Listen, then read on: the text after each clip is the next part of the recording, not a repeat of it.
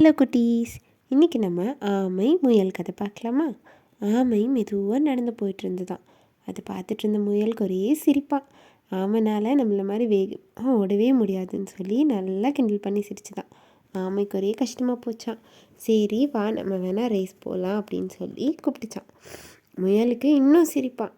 எப்படி பார்த்தாலும் நம்ம தான் வின் பண்ண போகிறோம்னு சொல்லி சரி ஓகேன்னு சொல்லி எல்லார்கிட்டேயும் கூப்பிட்டு சொல்லிடுச்சான். மான், அணில், குருவி எல்லோரும் வந்தாங்களாம். அப்போ ரேஸ் ஸ்டார்ட் ஆகும்போது குருவி விசில் ஊதி ஸ்டார்ட் பண்ணி வச்சாங்களாம். முயல் ரொம்ப வேகமாக ஓடினாங்களாம்.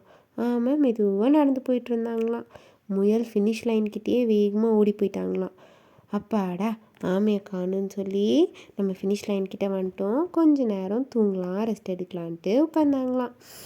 ஆமை என்ன பண்ணாங்களாம், எங்கேயுமே நிற்கலையாம். அவங்க பாட்டுக்கு ஃபினிஷ் லைனுக்கு சீக்கிரம் போகணுன்னு நடந்துகிட்டே இருந்தாங்களாம். பார்த்தா ஆமை தான் ஃபஸ்ட்டு வந்து ஃபினிஷ் லைனை டச் பண்ணாங்களாம். தூங்கிட்டு இருந்த முயல் முழிச்சு, ச்சே ஆமை ஜெயிச்சிருச்சேன்னு ஷாக் ஆயிடுச்சான். அதே மாதிரி வேகமாக இருந்தால் மட்டும் பத்தாது, மெதுவாக இருந்தாலும் கரெக்டாக நம்ம போயிட்டே இருக்கணும், நம்ம தான் தப்பு பண்ணிட்டோன்னு புரிஞ்சுக்கிச்சான். அவ்வளோதான். பப்பாய் குட்டீஸ்.